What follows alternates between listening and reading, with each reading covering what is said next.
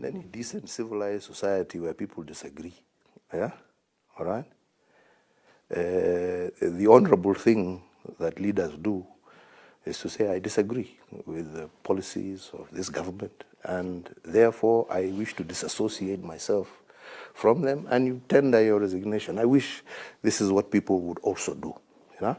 Because, as they say, you can't live in a glass house and also throw stones. You're in the same house and you're also throwing stones to demolish it, right? Okay? I have tried as much as possible to make sure that everything that we do, I keep everybody also within government involved, and even some of those people who are criticizing have been part and parcel, yeah? And this is why I'm saying it's very unfortunate, yeah? But like I want to reiterate, you know, I have an agenda that I was elected on, and that work must continue. And it would be really the honorable thing that if you are not happy with it, right, that you would actually, you know, step aside and allow those who want to move on, and then take your agenda to the people, which is what happens in any normal, you know, democracy, because you can't have your cake and eat it, yeah? You know, you can't on the one hand say, I'm not going, and because at the same time, I don't agree. You know, you've got to decide, because you must be principled in that endeavor. It is not my duty, nor is it my responsibility to tell people or to tell Kenyans how or where they should vote. But it is my duty to remind Kenyans that they need to look at who they vote for and why they are voting for that particular person. And like I'm saying, it is unfortunate that within and amongst us, there are those who will sacrifice interest over personal political agendas. And I believe these are the things that Kenyans need to look for. But at the end of the day, it is not for me to dictate to Kenyans who to elect. It is for Kenyans to decide what is in their best interest. And my hope and my prayer is that they would do that in a manner that looks after not their short-term interests, but their long-term survivability as citizens and the long-term stability of our nation. So in terms of where do we go from here? Well, I'm not the only proponent of these changes. I will not give up. I always believe that one must fight for those things that he believes in, whether in office or out of office. I will continue to fight and advocate for those things that I believe in. And I believe strongly that as a country, we need to be fair. I believe we need to be able to shed this ethnic umbrella that we always say that so and so, because at the end of the day, we're all Kenyans and we need each other. Your child and your child and your child needs an education, needs access to health, needs good roads, just like any other child in any other part of the world. You're entitled to it. And it is my hope and my prayer that like-minded people who believe in these fundamental principles and who believe and see Kenya long into the future and not within the context of their political life, yeah, will continue to advocate for these things until we have a much more fairer and much more just society. So as of now, like I said, that is where we are. We have a ruling, we obey, and we move on and we continue to consult with people who think the same as we do. And we will continue to work together to see that we overcome these challenges and get the Kenya that we want to see, that we want our children to inherit. All of these people, I mean, I was hearing some people say, this BBI is to propel Raila Odinga. Raila Odinga declared his presidency with or without BBI, and he's still on the ticket. BBI has nothing to do with his candidacy. BBI has nothing to do with Uhuru wanting to continue, because there is no clause in BBI that says that the incumbent president is going to continue for another 10 years. There is no clause. This is all propaganda and hype that is built around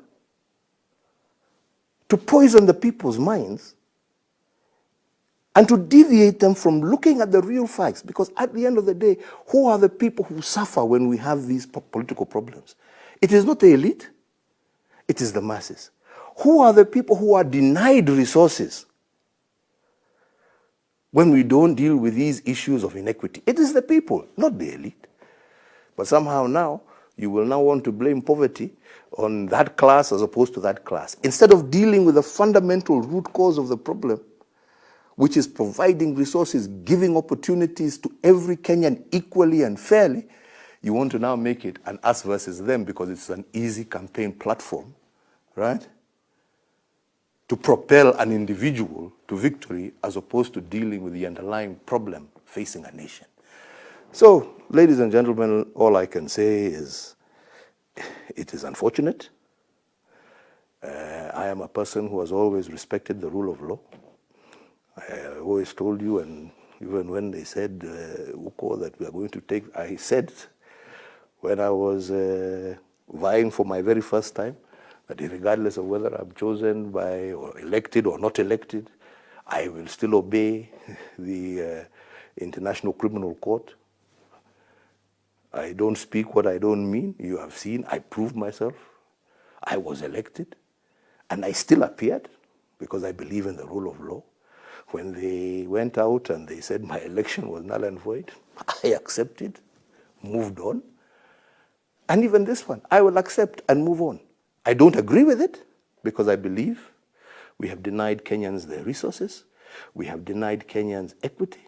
We have denied funds to go mashinani through the ward fund, which to me is actually a much more equitable way of ensuring mtoto wa mashinani ameweza kupata elimu ya university kuliko CDF. All right? So this is what Kenyans have lost. I, Uhuru, have not lost anything. Just the feeling of sadness that we could actually, for political reasons, deny our own people something that would have not only improved their lives and livelihoods, but made Kenya that much more a cohesive society. And it is most unfortunate, like I keep saying, that people have forgotten why we were looking at this, and for short-term political gain, have decided to deny Kenyans of what is legitimately in their interest.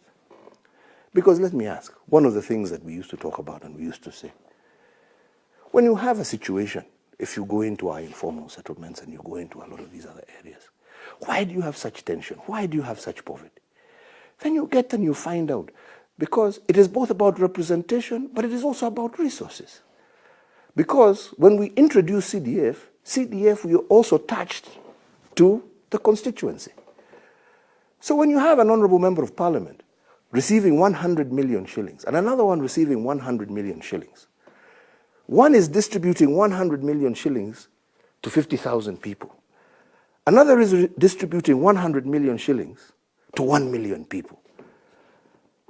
Is that equity? Is that child in Mathare or Kibera, will he ever have an opportunity ever of going to university if the highest bursary he can ever receive is 5,000 shillings? And we said, if we don't deal with some of these issues, people will consistently feel pent up. And that is why we said, let us actually focus ourselves on this. Let us do it. It was not about who was going to be president, who was not going to be president.